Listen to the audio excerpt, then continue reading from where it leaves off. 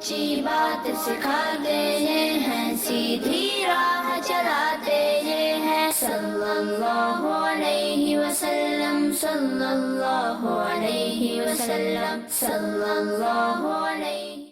अल्हम्दुलिल्लाहि रब्बिल आलमीन वस्सलातु वस्सलामु अला सय्यिदिल अंबिया वल मुरसलीन। अम्मा बाद फ़अऊज़ु बिल्लाहि मिनश शैतानिर रजीम। बिस्मिल्लाहिर रहमानिर रहीम।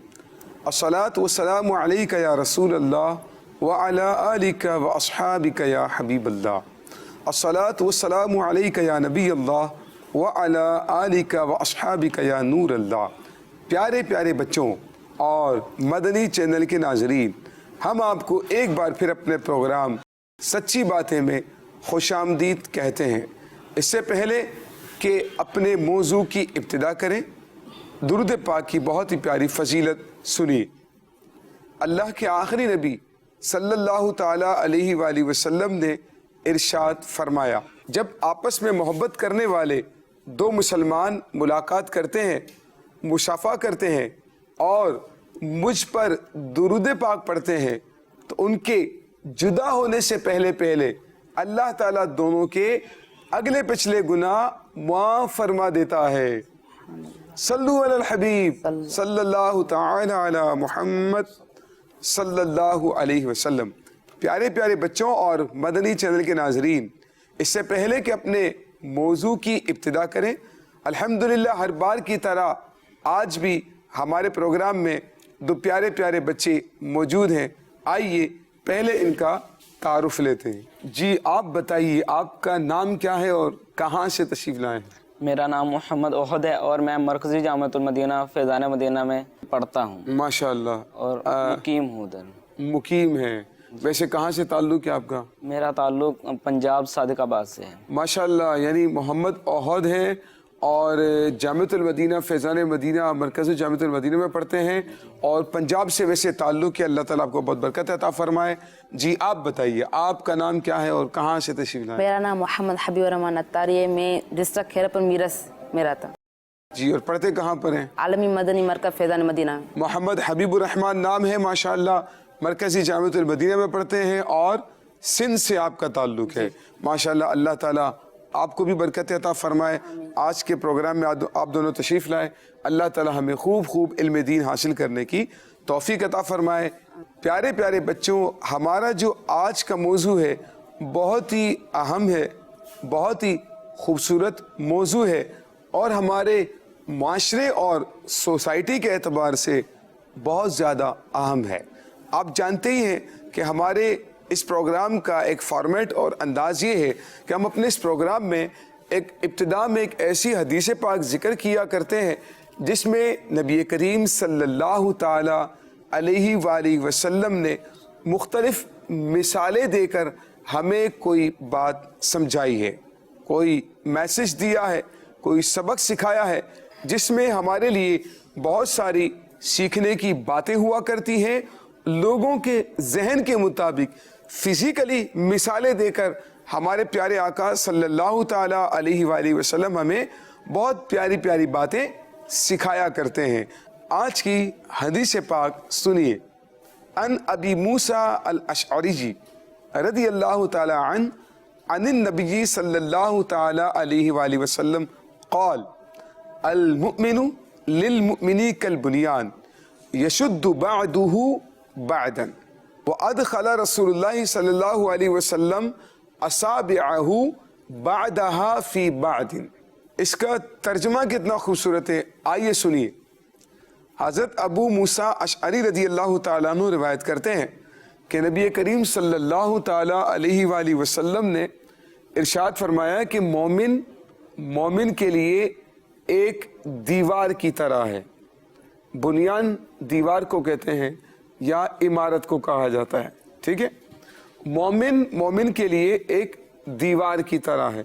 यशुद्दु बादुहु बादन, उसका जो बाज हिस्सा है वो बाज को क्या करता है, मजबूत करता है।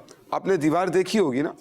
अब दीवार में से अगर 1 2 4 ईंटें आप बीच में से निकाल लें तो क्या होगा, वो दीवार कमज़ोर हो जाएगी, उसका ऊपर वाला हिस्सा कमज़ोर हो जाएगा, उसकी साइडें कमज़ोर हो जाएंगी।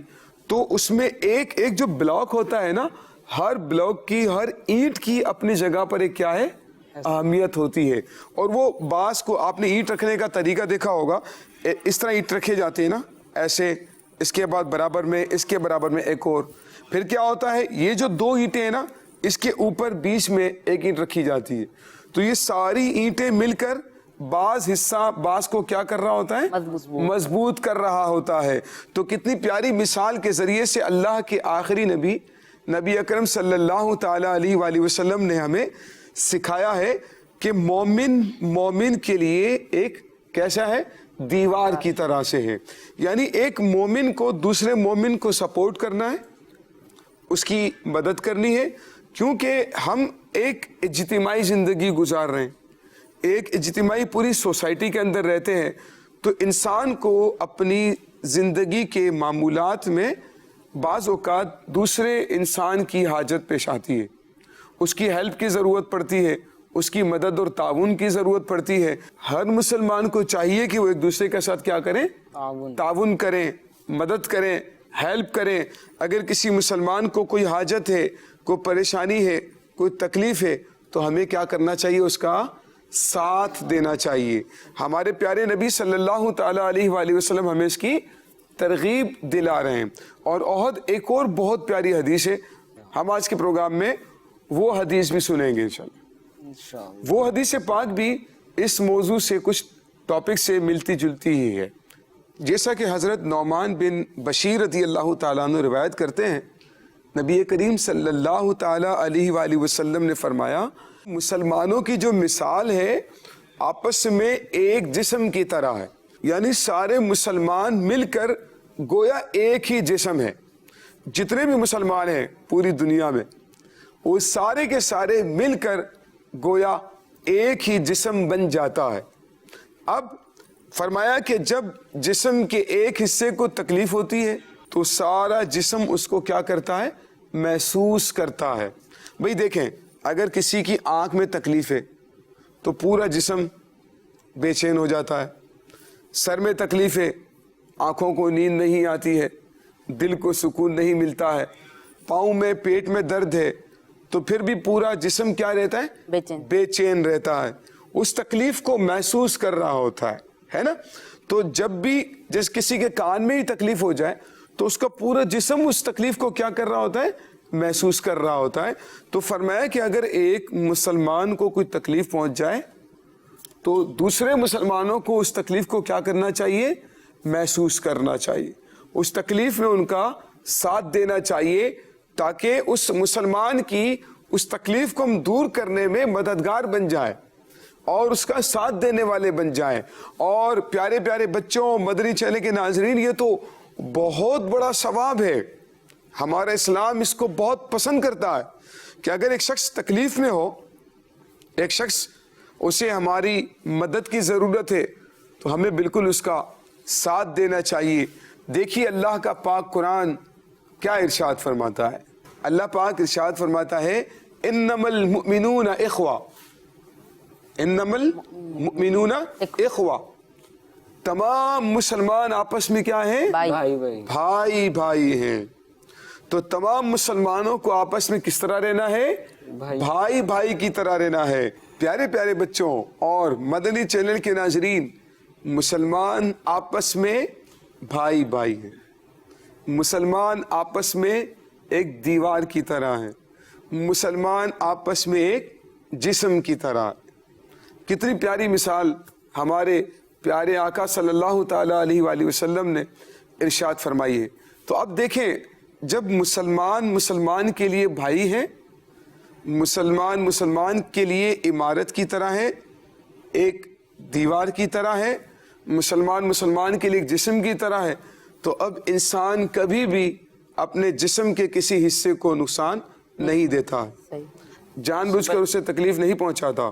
یوسف بھائی، پچھلی حدیث پاک میں فرمایا کہ مومن، اور اس حدیث پاک میں آپ فرما رہے ہیں کہ مسلمان. یہ مسلمان اور مومن میں فرق کیا ہے یا دونوں ایک ہی چیز ہیں؟ احد ماشاءاللہ کافی اچھا آپ کا سوال ہے. مومن کا لفظ بھی استعمال ہوتا ہے اور مسلمان کا لفظ یا مسلم کا لفظ بھی استعمال کیا جاتا ہے. ویسے تو علماء نے کافی اس پہ کلام کیا ہے نا، مومن اور مسلمان میں کیا فرق ہے. اچھا صوفیہ کرام بھی اس پر کلام کرتے ہیں، لیکن عام طور پر اگر ہم دیکھیں جو ہم استعمال کرتے ہیں اپنی گفتگو میں یا مختلف مقامات پر استعمال کیا جاتا ہے، تو مومن اور مسلمان میں کوئی خاص فرق نہیں.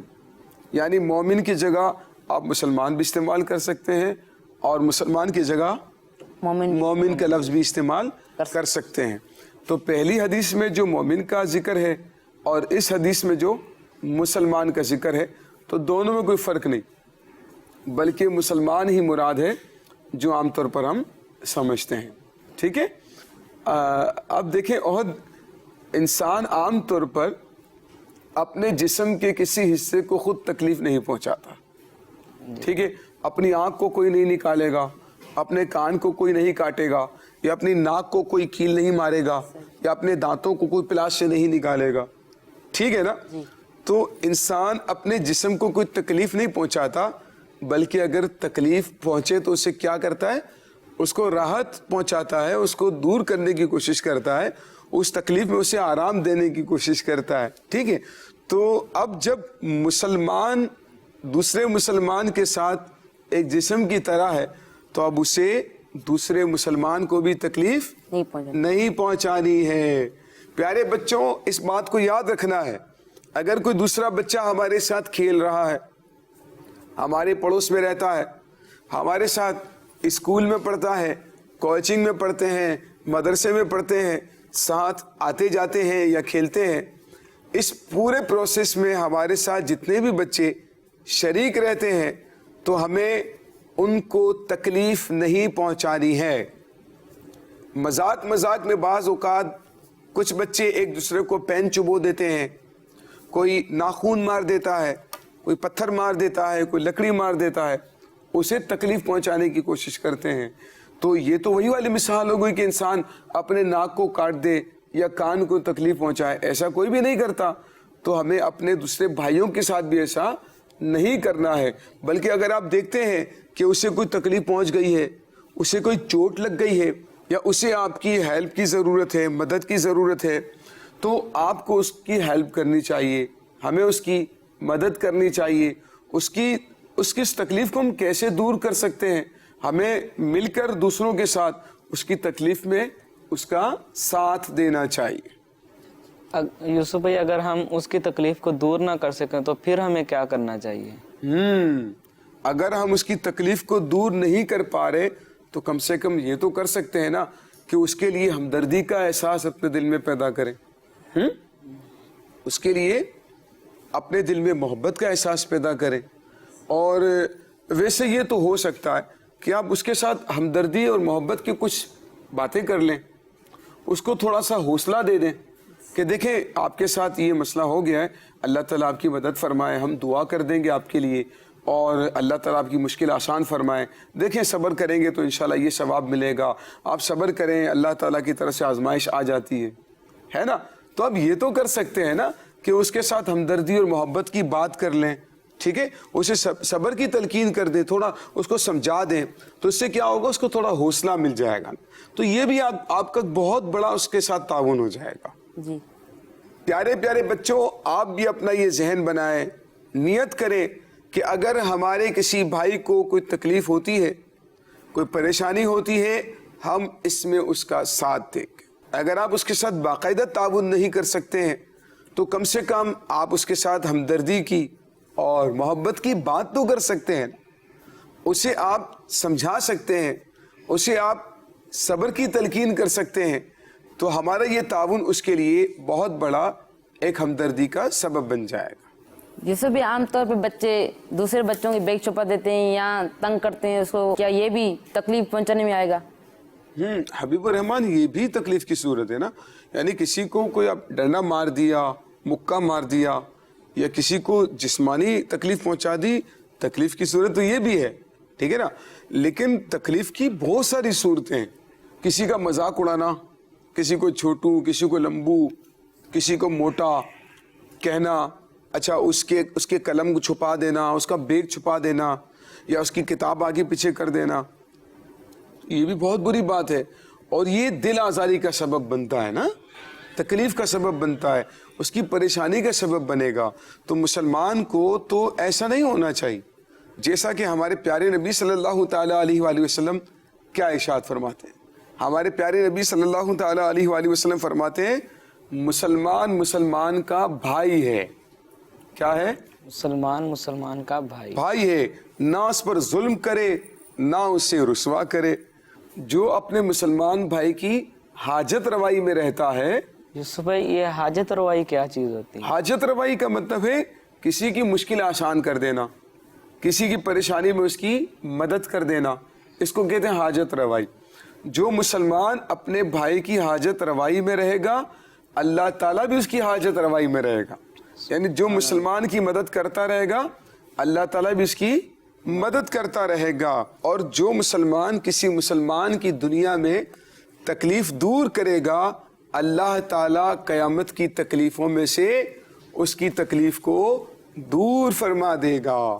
مفتی احمد یار خان نعیمی رحمت اللہ تعالی علیہ آپ کتنی پیاری بات ارشاد فرماتے ہیں کہ اچھے اخلاق کا سب سے کم درجہ یہ ہے کہ کسی کو جانی, مالی اور عزت کی تکلیف نہ دو.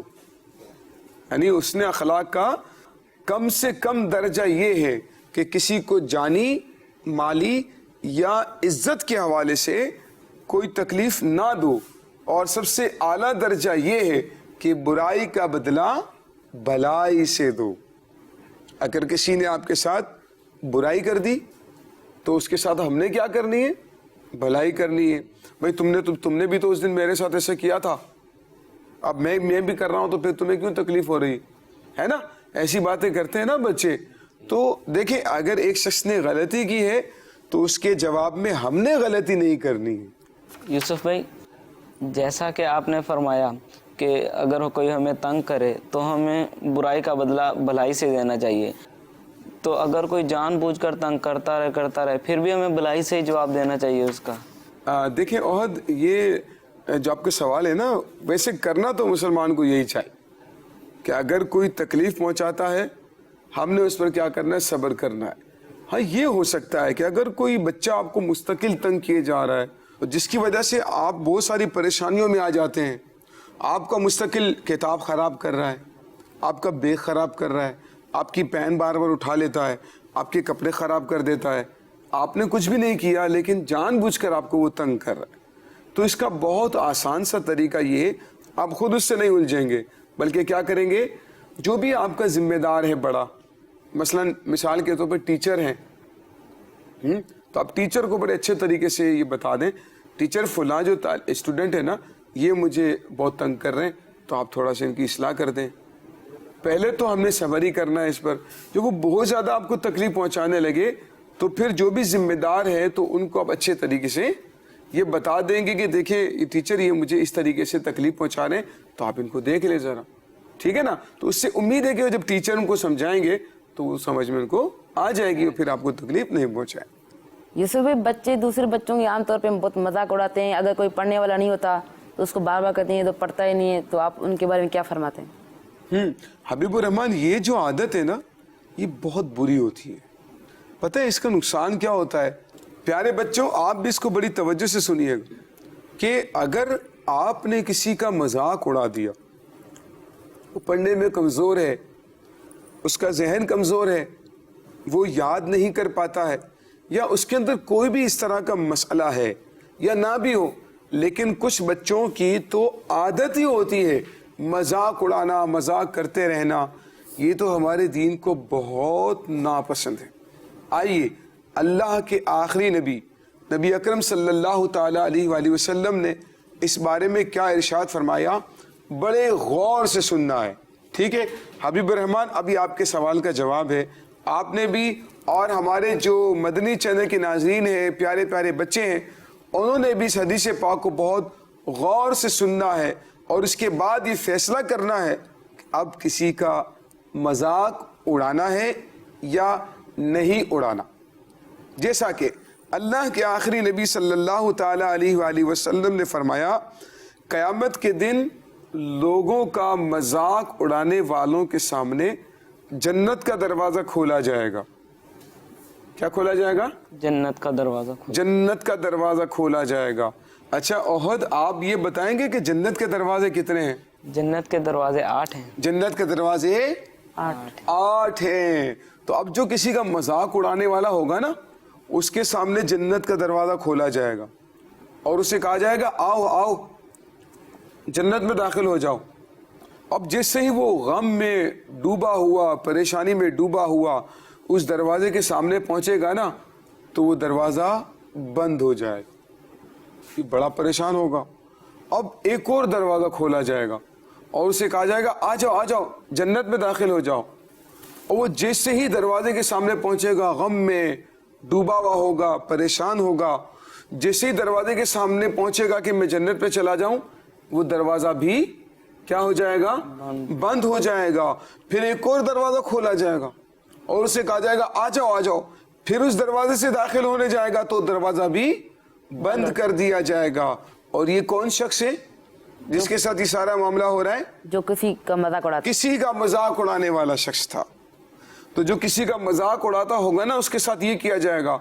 जब बार बार ऐसा होगा ना, अब उससे एक दरवाजा खोलकर बुलाया जाएगा आ जाओ आ जाओ।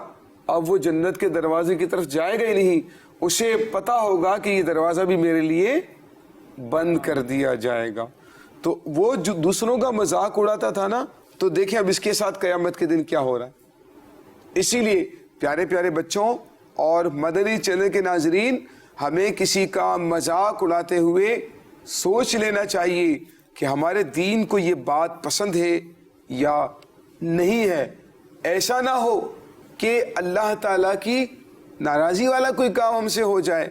हम तो थोड़ी देर के लिए तफरीह कर लेते हैं, अपने दिल को खुश कर लेते हैं, दूसरों को हंसा लेते हैं, लेकिन उसके नतीजे में क्या होगा? अल्लाह ताला अगर नाराज़ हो गया तो फिर इंसान के लिए इसका नतीजा भुगतना बहुत मुश्किल हो जाएगा।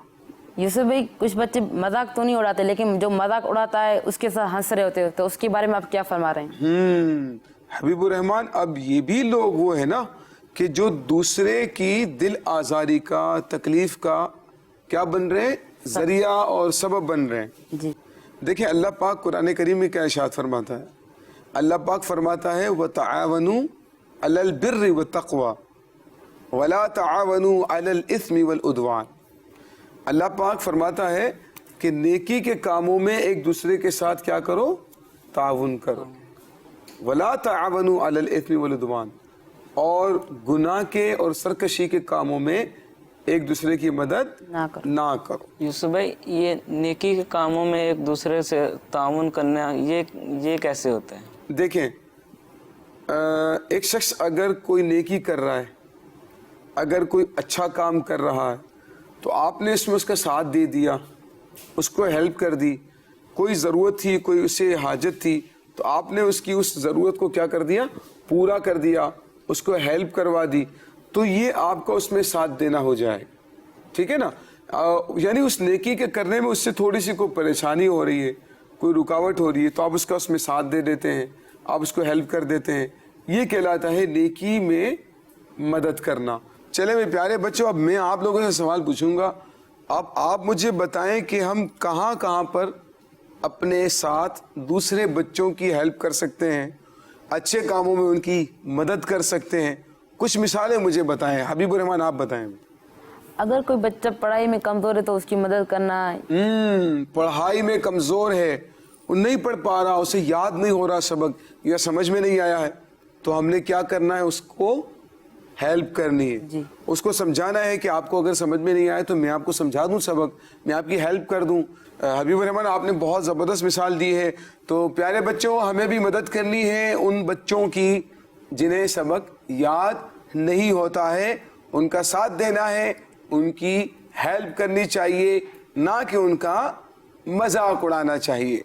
जी ओहद, आप बताइए अब कि वो कौन कौन सी सूरतें हैं कि जिसमें हम किसी की हेल्प कर सकते हैं? हम इस सूरत में भी इसकी हेल्प कर सकते हैं कि हम उसे स्कूल साथ ले जाएं, या मदरसा अगर वो पढ़ता है तो मदरसा में साथ ले जाएं। ठीक है ठीक है ठीक है। यानी छोटा है, अगर अकेला नहीं जा पा रहा है तो उसको साथ अपने लेकर चले जाएं, ये भी हो सकता है। बहुत अच्छी मिसाल है। जी आप बताएं। हबीब रहमान कोई और मिसाल? अगर कोई बच्चा किताबें नहीं ले सकता तो जितनी हो सके उसकी मदद करना या उसको किताब लेके देना। इसमें लेकिन एक बात का ख्याल रखना है, बहुत अच्छी मिसाल आपने भी ये दी है कि बाज़ स्टूडेंट, बाज़ तलबा मदरसे के गरीब होते हैं ना, अब वो कोर्स की किताबें ले नहीं पाते हैं, तो अब क्या करना चाहिए? हमें कोशिश करनी चाहिए अपने बड़ों से बात करें, अपने अब्बू से बात करें या अपने भाई से बात करें, बड़े भाई से, कि हमारे साथ एक बच्चा पढ़ता है, वो किताबें बुक्स नहीं ले सकता है, तो मैं चाहता हूँ कि हम इसे किताबें लेकर दे दें। और ये तो बहुत बड़ा सवाब जारिया हो सकता है। यकीनन हमें अपने आसपास जो बच्चे हैं ना उन पर ध्यान रखना चाहिए। अगर कोई गरीब बच्चा है तो हमें उसका साथ देना चाहिए, अपने बड़ों से बात करके, अपनी जेब से नहीं। यानी जो नाबालिग बच्चे हैं वो तो अपनी जेब से खर्च नहीं कर सकते हैं ना, ठीक है, और जो बालिग हैं वो खर्च कर सकते हैं। लेकिन बेहतर तरीका प्यारे बच्चों यही है कि आप अपने बड़ों से, अपने बड़े भाई से, अपने अब्बू से बात करें कि मैं चाहता हूं कि हमारे साथ एक बच्चा पढ़ता है, उसके पास बुक्स नहीं है, उसके पास पढ़ने के लिए किताबें नहीं हैं, वो किताबें उनको हम लेकर दे दें ताकि वो अच्छी तरह से पढ़ाई कर सके। जी ओहद, आप क्या कहेंगे? हम इस तरीके पर भी उसकी हेल्प कर सकते हैं कि अगर उसकी कोई चीज़ गुम हो गई हो तो हम उसके साथ उसके ढूंढने में मदद कर दें। ये भी बाज़ वक़्त बच्चे परेशान हो रहे होते हैं ना, अब कोई इसका साथ ही नहीं दे रहा है, भाई मेरा पेन कहाँ चला गया, मेरी बुक थी कहाँ चली गई, अब कोई जवाब ही नहीं दे रहा उसे, वो बेचारा परेशान हो रहा है। तो हमें चाहिए कि उसके साथ मिलकर क्या करवाएं, हेल्प करवा दें, उसकी चीज़ ढूंढने में उसको मदद करवा दें। इससे इंशाअल्लाह ताला अल्लाह ताला हमसे राज़ी होगा। जी हबीब रहमान, और क्या मिसाल देंगे? अगर कोई बच्चा नमाज नहीं पढ़ता तो उसको अपने साथ मस्जिद में लेके नमाज की तरगीब देनी चाहिए। देखिए, अब कुछ बच्चे आपके साथ जो है ना खेल रहे हैं, आपके साथ पढ़ रहे हैं, अब आप तो नमाज माशाल्लाह पढ़ते हैं, लेकिन आपके साथ वो बच्चे जो है, कुछ बच्चे नमाज नहीं पढ़ते हैं ना। प्यारे बच्चों, देखिए हमें नमाज पढ़नी चाहिए, ठीक है, वक्त पर नमाज ज़रूर अदा करनी चाहिए, नमाज को बिल्कुल भी नहीं छोड़ना चाहिए। अब अगर आप देखते हैं कि कुछ बच्चे आपके साथ नमाज नहीं पढ़ रहे हैं तो आपने उनको अपने साथ नमाज पढ़ने के लिए लेकर जाना है, उनको दावत देनी है, नमाज पढ़ने की तरगीब दिलानी है, उनका जहन बनाकर उनको प्यार मोहब्बत के साथ नमाज पढ़ने की तरगीब दिलानी है। जी ओहद, अब आप क्या कहेंगे आखिर में? ये भी हो सकता है कि हम अगर उसे नमाज का तरीका मालूम नहीं है या वज़ू का तरीका मालूम नहीं है तो हम उसे नमाज या वज़ू का तरीका बता दें, सिखा दें। अब आप देखें, नमाज पढ़ने के लिए तो लेकर चले गए ना जी, लेकिन अब बहुत सारे बच्चे ऐसे भी होते हैं उन्हें नमाज पढ़ना ही नहीं आती, वज़ू करना नहीं आता दुरुस्त तरीके से, तो अब क्या करेंगे आप? उनको उनकी वज़ू की गलतियां भी सही करवाएंगे, खुद भी सीखनी है, और अगर आप देखते हैं कि वाकई में उनकी कुछ गलतियां हैं तो उसको क्या करवाएंगे? सही करवाएंगे। नमाज में अगर गलतियां देखते हैं तो फिर नमाज में भी उनकी इस्लाह करनी है कि आप ये गलती कर रहे थे नमाज में, मैंने यूं देखा है, मदनी चैनल पर मैंने यूं देखा था, मैंने नमाज के आकाम किताब में यूं पढ़ा है, तो आप अपनी नमाज के अंदर ये गलती कर रहे थे, आपने ये नहीं करना है। तो इससे इंशाअल्लाह ताला नेकी के कामों में हमारी उनके साथ मदद क्या हो जाएगी? शामिल हो जाएगी। प्यारे प्यारे बच्चों, ये था हमारा आज का प्रोग्राम जिसमें हमने आपको शुरू में बहुत ही प्यारी हदीस पाक सुनाई और उसके तहत प्यारे प्यारे मदनी फूल भी अल्हम्दुलिल्लाह हमने सुने हैं। अल्लाह ताला हमें दूसरे मुसलमानों के साथ भलाई करने की तौफीक अता फरमाए, उन्हें तकलीफ से बचाने की तौफीक अता फरमाए। आमीन बिजाही नबी अमीन सल्लल्लाहु ताला अलैहि वालैहि वसल्लम। सल्लु अलल हबीब सल्लल्लाहु ताला अला मुहम्मद सल्लल्लाहु अलैहि वसल्लम। बहुत बहुत शुक्रिया, आप तशरीफ़ लेकर आए, जज़ाकल्लाहु खैरा। अल्लाह ताला आपका इस प्रोग्राम में आना अपनी बारगाह में कबूल फरमाए। हबीबुर रहमान, आपका भी बहुत बहुत शुक्रिया, आप भी तशरीफ़ लेकर आए, जज़ाकल्लाहु खैरा। अस्सलामु अलैकुम व रहमतुल्लाहि व बरकातुहू। सच्ची बात सिखाते हैं, सीधी राह चलाते हैं, बच्चों का मदनी चैनल आ गया।